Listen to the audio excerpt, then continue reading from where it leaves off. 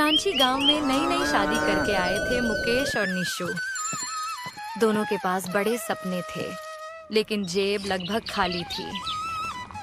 छोटे से किराए के कमरे में सामान रखकर मुकेश बोला, निशु, मैं गांव में काम ढूंढने जाता हूँ। कुछ ना कुछ तो मिल ही जाएगा। तब तक तुम कुछ खाने को बना दो। मुकेश काम की तलाश में बाजार की ओर निकल पड़ा। काफी देर तक इधर उधर भटकने के बाद भी उसे कोई काम नहीं मिला। तभी उसकी नजर एक चिकन बिरयानी के ठेले पर पड़ी। गर्मा गर्म बिरयानी की खुशबू दूर तक फैल रही थी। मुकेश ने मन ही मन सोचा, एक बार इसे पूछ कर देखता हूँ। वह ठेले के पास गया और बोला, भैया, मैं इस गांव में नया हूँ, क्या आपके यहाँ कोई काम मिल सकता है? ठेले वाला, जिसे सब सेठ जी कहते थे, बोला, काम तो है, लेकिन सिर्फ बर्तन धोने का। दिन के 100 रुपए मिलेंगे, करेगा? मुकेश के पास कोई और रास्ता नहीं था। जी, कर लूंगा। दिन बीतने लगे। मुकेश चुपचाप बर्तन धोता और सेठ जी बिरयानी बेचकर पैसे कमाते। एक दिन सेठ जी बोले, अरे मुकेश, आज मुझे बाहर जाना है, पूरा ठेला तुम संभालना, मैं शाम तक आ जाऊंगा। जैसे ही सेठ गया, ग्राहकों की भीड़ लग गई। मुकेश घबराते हुए बिरयानी परोसने लगा। तभी एक ग्राहक बोला, अरे भाई, तुम तो जवान हो, यहाँ बर्तन क्यों धोते हो? अपना खुद का ठेला लगाओ। भाई, लेकिन मुझे बिरयानी बनानी नहीं आती। सीख लो भाई, ये सेठ दिन के हजारों रुपए कमाता है और तुम्हें सिर्फ 100 रुपए देता है। ये बात मुकेश के दिल में उतर गई। शाम को सेठ वापस आया और बोला, चल अब तू बर्तन धो, मैं बिरयानी देता हूँ। मुकेश चुपचाप बैठ गया, लेकिन उसके अंदर अब एक आग जल चुकी थी। तभी वहां निशु आ गई। उसने मुकेश को बर्तन धोते देखा तो उसका दिल भर आया। मुकेश जी, चलिए ना, आज हमारी शादी की सालगिरह है। सेठ गुस्से में बोला, अरे ओ लड़की, चुपचाप घर जा, इसे काम करने दे। सेठ जी, तमीज से बात कीजिए, ये मेरी पत्नी है। पत्नी है तो घर में रखो, नहीं तो कल से ले आओ, इसे भी काम पर लगाते हैं। ज्यादा मत बोलिए, वरना ठीक नहीं होगा। जो करना है कर ले, मैं भी देखता हूँ इस गांव में तुम्हें कौन काम देता है। भूखे मरोगे तुम दोनों। अगले दिन सुबह सुबह सेठ अपने चिकन बिरयानी के ठेले को खोलने जा रहा था। रास्ते में उसने देखा कि आगे भारी भीड़ लगी हुई है। अरे इतनी भीड़ किस बात की है? वह पास गया तो उसकी आंखें फटी की फटी रह गईं। सामने मुकेश अपना नया बिरयानी का ठेला लगाए खड़ा था और लोग बड़े चाव से खा रहे थे। कल तक तो ये मेरे ठेले पर बर्तन धोता था और आज खुद का ठेला। वह गुस्से में मुकेश के पास गया। अरे ओ मुकेश, एक दिन में ठेला कैसे लगा लिया? कहीं चुरा कर तो नहीं लाया?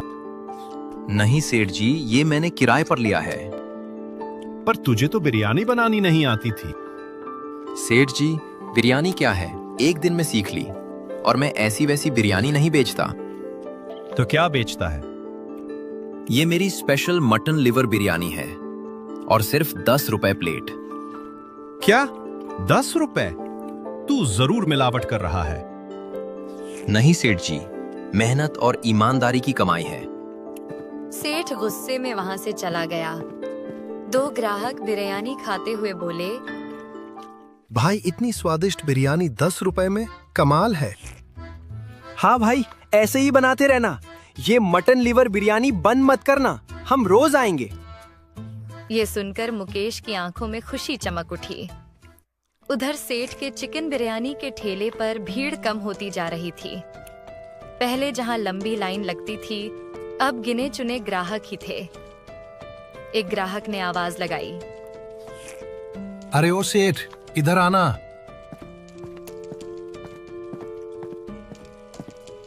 सुना है मुकेश 10 रुपए में मटन बिरयानी दे रहा है और तुम 100 रुपए में चिकन। ये क्या बात हुई?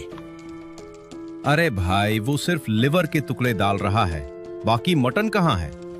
जरूर मिलावट करता होगा, तभी सस्ता दे पा रहा है। पर स्वाद तो अच्छा है उसका, लोग बहुत तारीफ कर रहे हैं उसकी। सेठ चुप हो गया। उसके माथे पर पसीना आ गया। वह मन ही मन सोचने लगा, अगर ऐसे ही चलता रहा तो मेरा धंधा बंद हो जाएगा। अब मुझे भी बिरयानी के दाम कम करने पड़ेंगे, नहीं तो सब ग्राहक उधर चले जाएंगे। शाम को सेठ ने अपना ठेला बंद किया, लेकिन उसके मन में तूफान चल रहा था। आज पता लगाकर ही रहूंगा कि ये मुकेश इतना सस्ता सामान कहां से लाता है। वह चुपचाप मुकेश का पीछा करने लगा।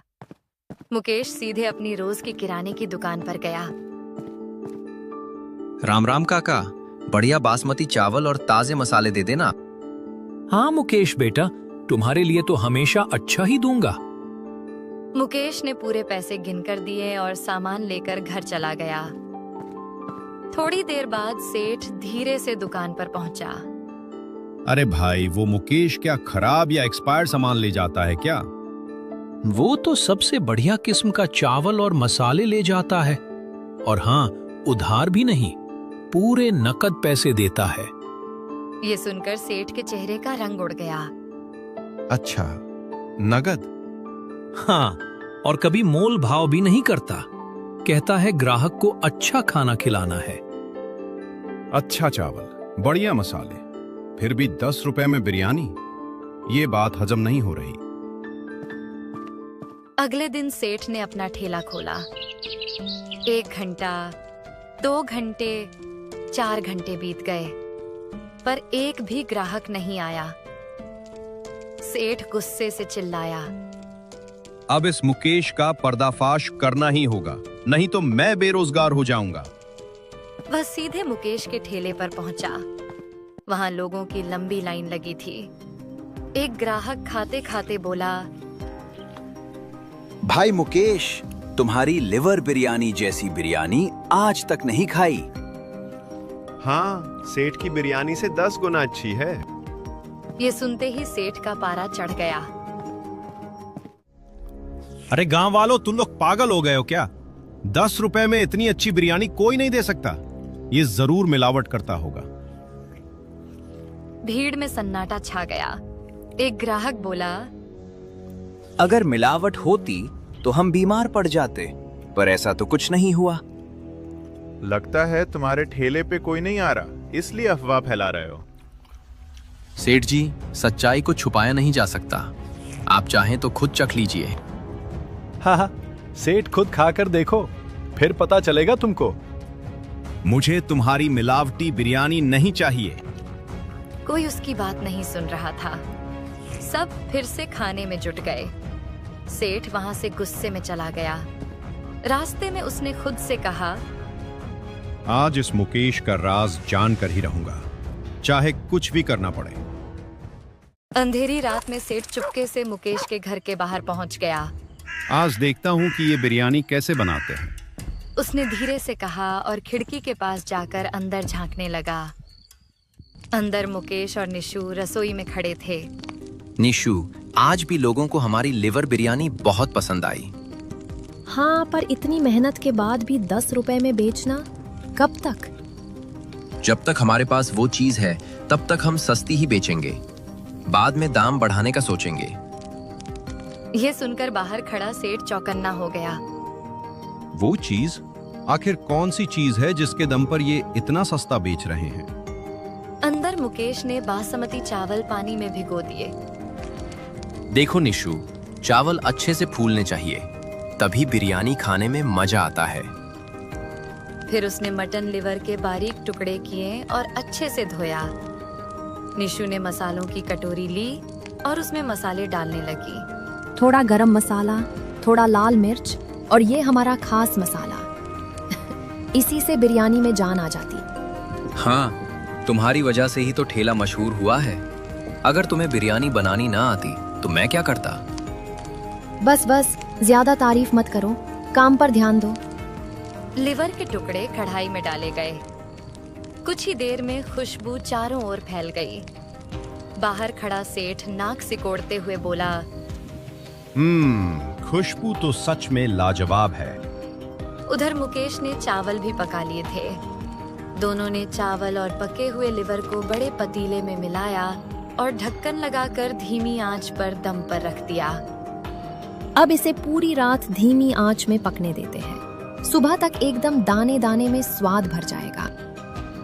सेठ दांत पीसते हुए बोला, ये तो वही आम तरीका है, असली राज तो हाथ ही नहीं लगा। अब घर के अंदर घुसकर ही पता चलेगा कि वो कौन सी चीज है जिससे ये 10 रुपए में बिरयानी बेच पा रहे हैं। गुस्से से भरा सेठ अपने घर वापस चला गया। अगले दिन मुकेश के ठेले पर फिर से भीड़ लगी थी। लोग बड़े चाव से लिवर बिरयानी खा रहे थे। एक खाते हुए बोला, अरे भाई मुकेश, आज तो बिरयानी में कुछ ज्यादा ही स्वाद है। हर एक लिवर के टुकड़े में मसाला पूरी तरह समाया हुआ है। भाई, कल रात पूरी रात दम पर पकाई थी, इसलिए दाने दाने में स्वाद उतर गया है। भाई एक बात सच सच बता, इतनी बेहतरीन बिरयानी 10 रुपए में कैसे बेच लेते हो? कुछ नफा होता भी है क्या?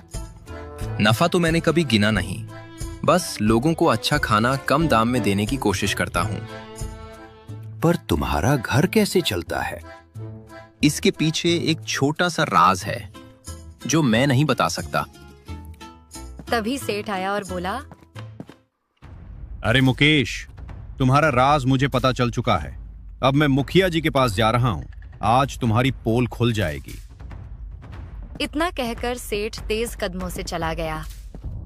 कुछ ही देर में सेठ, मुखिया जी और कुछ गांव वाले मुकेश के ठेले पर आ पहुंचे। मुकेश सबको देखकर घबरा गया। प्रणाम मुखिया जी।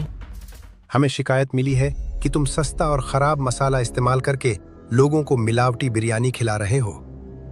नहीं मुखिया जी, मैं बिरयानी 10 रुपए में जरूर बेचता हूँ, पर कभी मिलावट नहीं की। मैं तो सबसे अच्छा सामान लाता हूँ। तो बताओ, तुम्हें कितना नफा होता है? घर कैसे चलता है? जवाब दो। मुकेश चुप रहा। उसके होंठ कांप रहे थे, पर उसने कुछ नहीं कहा। सेठ ने ऊंची आवाज में कहा, देखिए मुखिया जी, इसके पास कोई जवाब नहीं है। ये जरूर मिलावटी बिरयानी बेच रहा है। मुखिया जी ने सख्त स्वर में कहा, जब तक तुम पूरा सच नहीं बताते, तब तक तुम गांव में अपना ठेला नहीं लगा सकते। अभी के अभी बंद करो इसे। मुकेश ने चुपचाप अपना ठेला बंद किया और घर चला गया। मुकेश उदास मन से घर पहुंचा। क्या हुआ मुकेश जी? आप इतने परेशान क्यों हैं? निशु, लगता है अब हमें सारा सच गांव वालों को बताना ही होगा, नहीं तो हम बिरयानी नहीं बेच पाएंगे। पर हुआ क्या?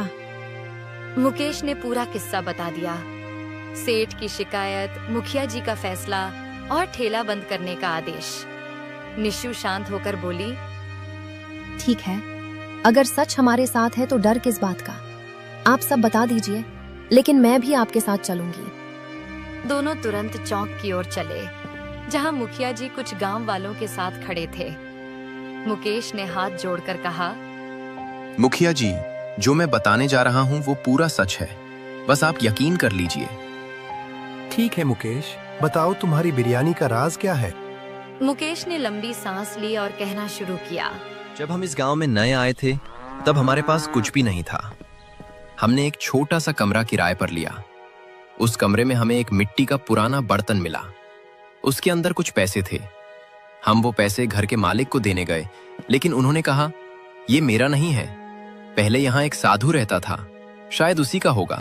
हमने वो पैसे मंदिर में चढ़ा दिए, पर अगले दिन फिर उसी बर्तन में पैसे मिले, और जब भी हम पैसे निकालते, अगले दिन उससे ज्यादा मिलते। में फुसफुसाहट होने लगी। सेठ चिल्लाया, मुखिया जी, ये झूठ बोल रहा है, ऐसा कैसे हो सकता है? तभी घर का मालिक आगे आया। नहीं मुखिया जी, ये सच कह रहे हैं।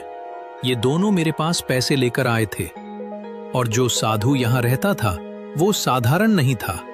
उसके पास कई तरह की जादुई विद्याएं थीं। सब लोग हैरान रह गए। अगर ऐसा है तो मुकेश, तुम बहुत नेक काम कर रहे हो। कोई और होता तो रोज पैसे निकालकर ऐश करता, लेकिन तुम गरीबों को सस्ती और अच्छी बिरयानी खिला रहे हो। हमें तुम पर गर्व है। मुकेश और निशु की आंखें खुशी से चमक उठी। आज से मुकेश अपना ठेला फिर से लगाएगा, और कोई भी उसके खिलाफ झूठी अफवाह नहीं फैलाएगा। उस दिन से मुकेश ने फिर 10 रुपये की मटन लिवर बिरयानी का ठेला शुरू किया। मुकेश और निशु ने अपनी बाकी जिंदगी गरीबों की सेवा में लगा दी। गांव में उनकी ईमानदारी और नेक दिल की मिसाल दी जाने लगी। और इसी तरह कहानी का अंत यही होता है।